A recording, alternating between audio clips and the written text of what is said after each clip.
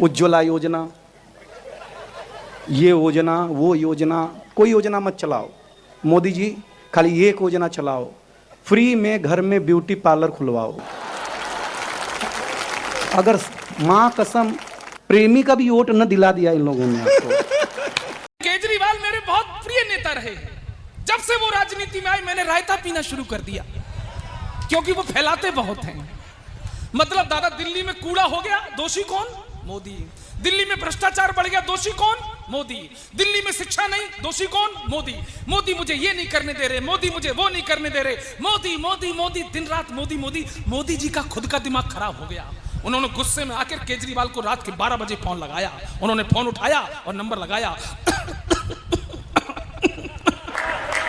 मोदी जी ने कहा, ए केजरीवाल, लोगों को तुमसे है कितने गिले, क्यों क्यों क्यों, तुम कैसे सीएम मिले, क्यों क्यों क्यों, इतने दिनों तुमने क्या किया, क्या किया क्या किया क्या किया। केजरीवाल बोले, तेरा नाम लिया हो, तुझे याद किया। पत्नियां कितना भी काजू बादाम खाएं, पिस्ता आदमी ही है। तो सुनाता हूं जी। एक दिन मैंने अखबार में पढ़ा कि जेल में मिलती हैं सुविधाएं आलीशान। अच्छा। देखने को रंगीन टीवी, पढ़ने को पत्र पत्रिकाएं और खाने को मिलते हैं एक से एक बढ़िया पकवान। ये पढ़कर मुझ बेरोजगार को लगा कि यहां तो मिलती है 5 स्टार सुविधाएं। अच्छा। नौकरी ढूंढने से तो अच्छा है किसी तरह जेल ही चला जाए। अब मुझे दिन में, रात में, गर्मी सर्दी बरसात में कश्मीर की वादियों की जगह जेल के हसीन रंगीन दिलकश सपने आने लगे। ओहो, जेल के सपने रोज रोज दुभारने लगे। मेरी आत्मा मुझे बार बार कचोटती, मूर्ख, कवि सम्मेलन में चला जाता है, इससे तो जेल क्यों नहीं हुआ था। बहुत अच्छे। जेल जाने की धुन में मैं इस कदर बीमार पड़ गया, मलेरिया की जगह जलेरिया में जकड़ गया। जलेरिया, बहुत अच्छे। एक आम के आम के पेड़ के नीचे 2 महिलाएं 1.5 घंटे तक बात की, तो एक आम का फल बिन मौसम के ही गिर गया। तो दोनों महिलाओं ने कहा, आम का फल कैसे गिरा, ये आम का फल कैसे गिरा? तो आम ने खुद ही कहा, मैं पक गया था। हमारे देश में अरबी खाई जाती है, हाँ, बोली नहीं जाती। हमारे देश में चीनी खाई जाती है, बोली नहीं जाती। हमारे देश में अंग्रेजी पी जाती है। भाई बहुत बढ़िया, भाई बहुत बढ़िया। नहीं, उसके बाद तो फिर वही निकलती है।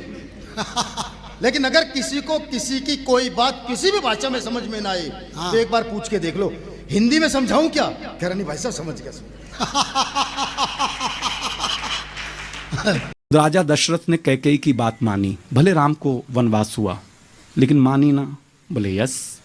मैंने कहा, सीता माता की बात को रामचंद्र जी ने मानी, भले हिरण के पीछे जाना पड़ा, रावण से लड़ना पड़ा, मानी ना।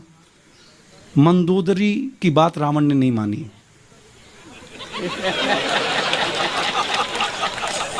मरना भी बड़ा आज तक जलना पड़ता है भाई साहब। तो मेरा पतियों से निवेदन है कि बुद्धि मत लगाओ, जो कहें तुरंत मान लिया करो, कोई तनाव पालो ही मत, नहीं तो जन्म भर जलोगे और मरोगे भाई साहब। मैं सच बताता हूं। मैं पिछले दिनों गया था दिल्ली में तिहाड़ जेल में। हंसने की क्या बात है, कविता पढ़ने गया था भाई। तो कविता पढ़ने गया तिहाड़ जेल में, वहां पे एक सिपाही एक कैदी को कह रहा था, बोले नहा धो के तैयार हो जा, 2 घंटे बाद तेरी फांसी है। तो बड़ा चौंका कैदी, बोले भाई मेरी फांसी तो 2 महीने बाद तय हुई थी। बोले ना जेलर साहब कह रहे हैं मेरे गांव का आदमी है, इसका काम पहले।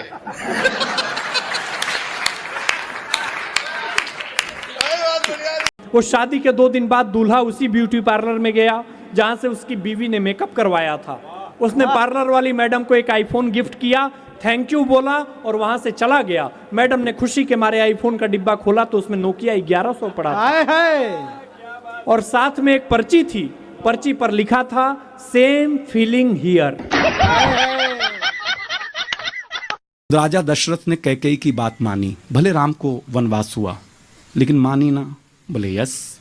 मैंने कहा, सीता माता की बात को रामचंद्र जी ने मानी, भले हिरण के पीछे जाना पड़ा, रावण से लड़ना पड़ा, मानी ना।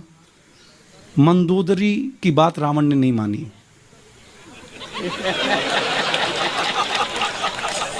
मरना भी बड़ा आज तक जलना पड़ता है भाई साहब। तो मेरा पतियों से निवेदन है कि बुद्धि मत लगाओ, जो कहें तुरंत मान लिया करो, कोई तनाव पालो ही मत, नहीं तो जन्म भर जलोगे और मरोगे भाई साहब। मैं सच बताता हूं,